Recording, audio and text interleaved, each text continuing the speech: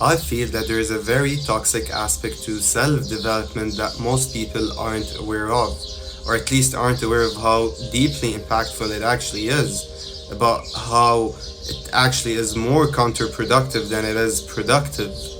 I mean, to the extent that it becomes more of a survival mechanism than it is anything else, more of a coping mechanism than it is developmental, or a concept of evolvement, or a concept of change or creation and creativity. And so it pushes you deeper and deeper into survival living, which is a life of non fulfillment, a life of suffering, struggling, sorrow, rather than it actually helps you empower yourself and tune into your true power, tune into your true self, and help you create. It actually pushes you further away from any concept of creation. And I even mean spiritual self development. So, not just psychological or scientific self development, as in discipline and, figuring out how your mind works and working on yourself that hard and, to figure it out and do those changes. But I even mean spiritual self development. And that has become more and more evident to me. I've become more and more aware of this through conversations I have with friends. I have a few very close friends whom we don't connect or communicate that often. We just communicate from time to time because we don't live in the same country, or because we simply don't, happen to communicate that often. But what I realized is that every time we communicate, it's about self-development more than anything else. So it starts out by catching up, how's everything been, what's new, what's been going on, and then how do you feel about it, how do you feel about this, how do you feel about that, how do you feel in general. And then we start trying to, exploring different ways, that we could improve on that you could improve. One person is sharing an advice, about how to figure out how to deal with this, about how to move out of this faster, about how to create that thing, faster or easier. And recently I had one of those conversations with one of my closest friends through the phone, because we don't live in the same country at this point. And it went just that way, it started by catching up and everything, and then we were asking how do we each other feel, how do we both feel. And then I was sharing with her that I'm not very fulfilled about a few things happening in my life currently, that I'm not very happy about, some things in my life, and has been that way for a while now. And she started suggesting, ways to, improve on that, ways to deal with that faster, and she started suggesting different ways of meditating, and perhaps even joining group meditations, or finding a teacher that would help me step by step on my journey. And while I'm not averse to that, I simply did not feel the need. I did not feel that desperate need. She also shared some stuff happening to her, which I already knew about, some of from before. But what I realized is how those events that happened in her life recently have deeply influenced her, have been really taking a negative toll on her mental effect, on how she's feeling and how she's been living. And she shared with me, ways she's coping with that, she's dealing with that in a spiritual way, by joining retreats and by doing specific types of meditations and practices and talking with specific people and this and that. And I realized at this point that it's more of a coping mechanism than it is about self-development, than it is about change, than it is about creation. That it's just something that we need to be doing all the time to feel as if we are improving, although we might not be improving. And the thing is, yeah, I might not be feeling that good about some things in my life. I might not be that happy about this or that's been happening in my life. But so what? So what? I don't think that growth or self-development is about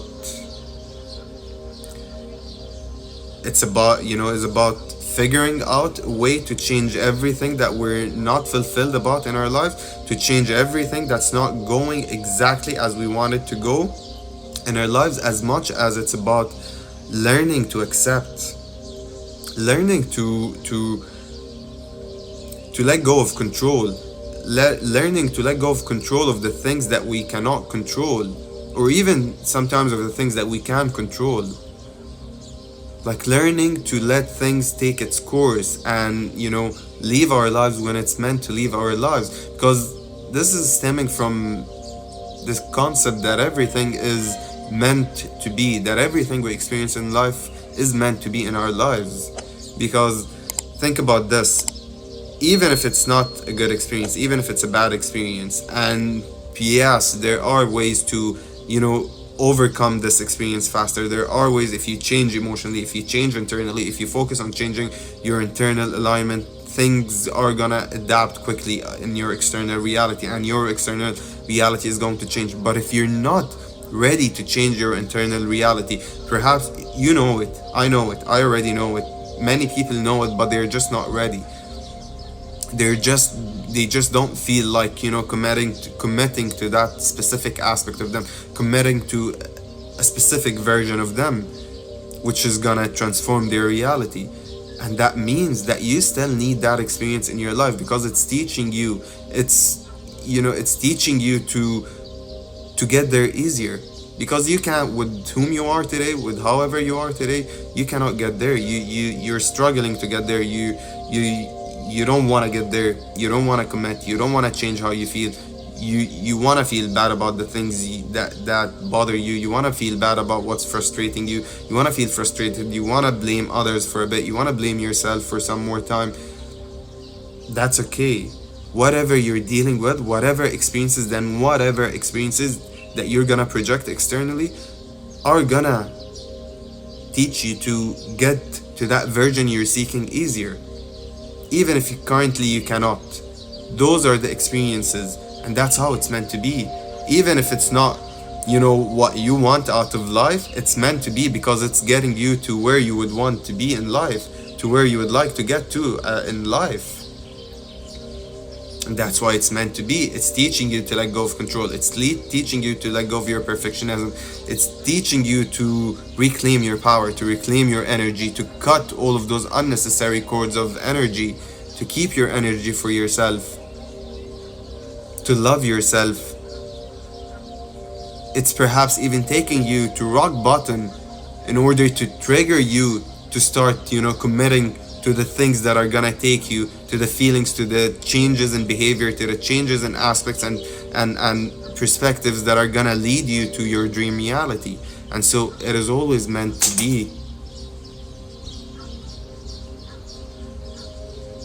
But what I realized is that, we get so stuck up in things, like always trying to figure out how to deal with this problem. Like anything that we don't want in our lives, it's like from one thing to another. But the thing is, life will always, or often, more often than not, will give us things that we don't really want 100%, that we would rather have something else in regards to that thing than having what we were given. But it's more about this self-development, is more about learning to accept, learning to find a way to feel good about it all, learning, understanding that it's meant to happen, loving ourselves regardless. It's not that every time our reality is not matching our expectations or standards, we're gonna hate ourselves, we're gonna beat ourselves down, we're gonna feel sorry for ourselves, and we're gonna just be resentful and have this negative attitude because we have the right, we have every right, because we're suffering, we're struggling, we're frustrated, nothing is going as we want it to. But it's more about, figuring out a way to feel good about it all, to make peace with it, to love yourself for yourself, to love the divinity of this existence for itself, to love life for life. And that's how you develop. That's how, you become less and less impacted by whatever you experience. And that's how it becomes easier for you to, change your internal alignment, to work on your inner world, to work on how you are internally, and what is able to influence you and what is able to control you, and where your pleasures are, where is your momentum, where is your emotional momentum is navigating you. That all changes easier once you make peace with the fact that life will be life, that sometimes you just have to experience things that are not going as well.